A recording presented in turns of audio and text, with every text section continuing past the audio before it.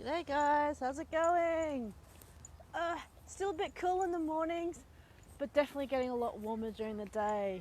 So yeah, still got the leather coat on. Still got my rubbers on though, so that's all cool. A lot of trimming of the trees around South Bank, pretty awesome. Anyway, there's this guy who's in a new kind of BDSM relationship with his partner, and there was a transgression there. So there's a worry that the punishment, being turning sexual, and then the whole conditioning of if they behave that way, then they'll kind of eventually get what they want, which is, the good stuff and not just the bad stuff. How do you do that? Find that fine line. Now, this is or isn't tricky, as there are many things in life, because it depends on the person, whether they are the kind of people that if you just have a sit down and talk with them, that they'll correct their behaviour, whether they want to correct the behaviour or not, or whether it was just a mistake on both your parts with like communication or the situation reading not completely into context. So number one, discipline, different from punishment. Okay, punishment is usually the last port of call. Okay, punishment, I said, not punishment. But discipline, punishment fitting the crime, the whole discipline, actions, corrections, having a talk with them. Okay, just go say, okay, think about what you did. Let's have a talk about what happened there. Get their point of view. Say, okay, so why did you do X, Y, and Z? And it could be that they had a mistaken impression of the situation, or something got miscommunicated, in which case you go, okay, well, both of us have got to make allowances for each other. I meant X, Y, Z, you thought A, B, C. Okay, so both of you will change behaviours to suit that, or one will say, well, this is why, or it can even explain why some things have happened, because sometimes it could be doing things for the good and safety of whatever you're doing, and they just don't understand, in which case they go, okay, well then how about when that's this trigger, that's a signal to say, okay, in this situation this is what happens. Conditioning and correcting behaviour, always a first point of call. There are some DOMs who pull the whole passive aggressive thing by going off and sulking. I don't agree with that. And there's quite a few whose relationships are built on that. That's not for me. For other people, yeah. For me, no. So, one, find out if there really was a need for, say, any disciplinary action. Whether it was just a miscommunication on one or both your parts. And there could be corrective action there on both.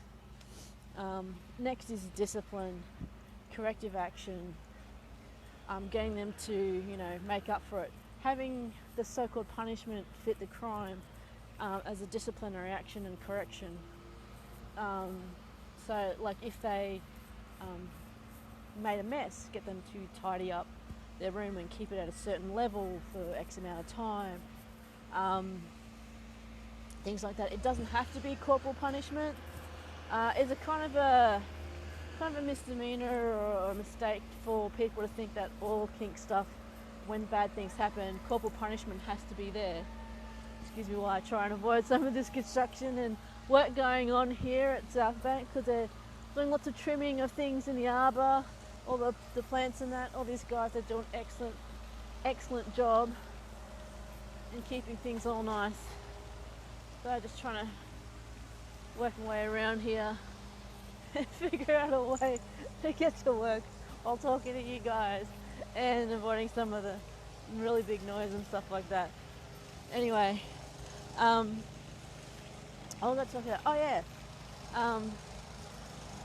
working towards corrective actions and punishments, and I just can't get away from the work. But there's also, they keep the grass nice and short and it looks absolutely beautiful. Very last resort is corporal punishment. Corporal punishment is different from discipline and corrective action, at least in my view. Um, corporal punishment is actually the physical administering of a punishment rather than doing things like disciplinary action. A lot of people these days confuse when I say, oh, your kid's not need discipline, they immediately jump to corporal punishment. I was like, dude, that's something completely different. I mean, seriously, you ask anyone in Singapore, they will tell you it is vastly different. With regards to punishment, corporal punishment, you can have other things such as some people go to the default of spanking, all that sort of stuff for corporal punishment, but there is also the method of taking what they like and turning it on them. So if they do like have a bit of a spank, you can say, well, no warm up, no cuddles or aftercare afterwards. You'll sit there before and after and think about why you're getting punished, you know. Or this was a person I know who created this sort of orgasm machine, put his partner in it at some times and all that. As punishment, they put their partner in it for a long time. The partner thought, hey, okay, cool, I was a bad person, but I'm getting a reward for being bad. Not so much after a long time, and they were completely wrecked. Their muscles were all sore and it was actually quite painful. That is also a part of an agreement that you have to be able to accept discipline and punishment like that as well, or consensually.